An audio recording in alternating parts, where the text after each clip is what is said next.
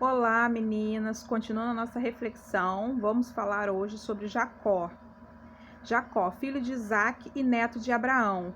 O escritor dos Hebreus destaca que foi pela fé que ele abençoou os filhos de José, dizendo que o menor seria mais proeminente que o maior, que está lá em Hebreus 11, 21, e Gênesis 48, de 13 a 20. Bom, quem foi Jacó? Jacó foi o filho, de Isaac, que nós falamos na aula anterior.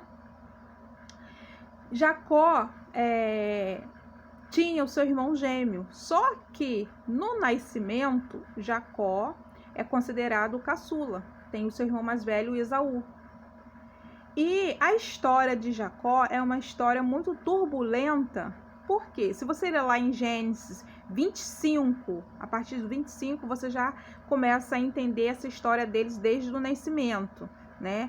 Mas assim, essa história deles é muito curiosa, por quê? Porque a primogenitura não era de Jacó, era do seu irmão. Então, ele, na hora de nascer, teve ali a luta dos dois, que a Bíblia relata sobre isso, aquela questão de quem queria nascer primeiro.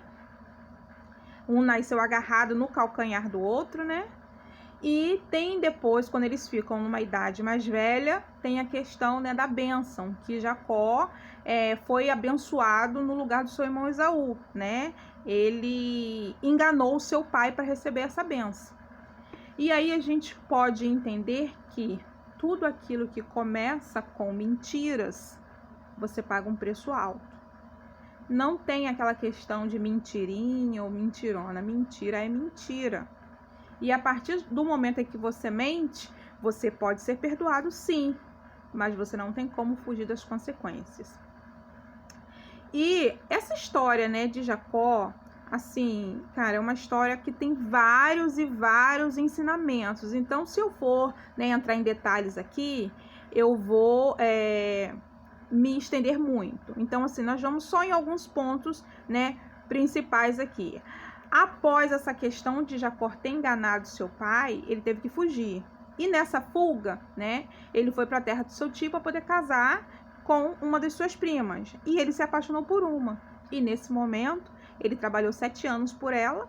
E aí, ele foi enganado pelo seu tio. Olha aí, ele pagando o preço, daquilo que ele fez com seu pai.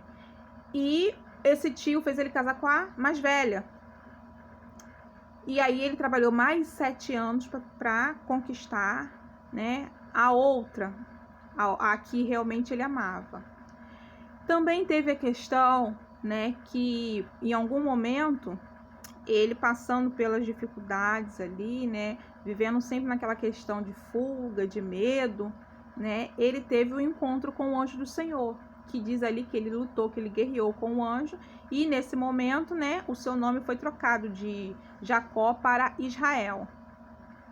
E ali ele teve uma nova visão. Além do seu nome ter sido trocado, ele teve uma outra visão daquilo que Deus tinha para ele, da promessa, que o Senhor tinha feito lá para o seu avô, para o seu pai, E aí ele começou, porque se mesmo ele fazendo os seus erros, preste atenção, mesmo ele sendo imperfeito, mesmo a Bíblia mostrando as suas imperfeições, ele tinha sede de buscar a vontade de Deus. Mas só após esse encontro com o Senhor que realmente ele mudou, a sua vida, mudou as suas atitudes. E aí Deus começou a fazer algo surpreendente, porque ele passou a se chamar Israel, E aí as coisas começaram a mudar na sua vida. Então entenda, Deus não busca em você perfeição. Você mesmo com as suas imperfeições como ser humano, você tem que buscar estar mais perto de Deus para que você venha errar menos, se arrepender dos seus pecados e viver uma vida segundo a vontade de Deus. Porque foi isso que Deus fez, com Israel, com Jacó. Foi isso que Deus fez. E é o que Deus quer fazer na sua vida,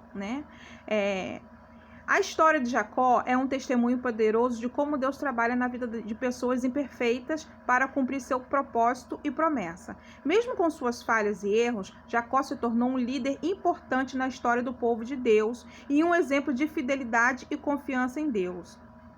A sua história continua a inspirar e desafiar os cristãos que buscam a vontade de Deus em suas próprias vidas e confiar em suas providências, mesmo em meio a dificuldades e adversidades. Quer dizer, Jacó, leia lá a história, porque a história é linda, é perfeita. Mesmo ele tendo várias adversidades, né, várias lutas, né, Deus não deixou de abençoar, ele não deixou de crer na vontade de Deus, e foi através dele que nasceu, né, que foi gerado as 12 tribos de Israel.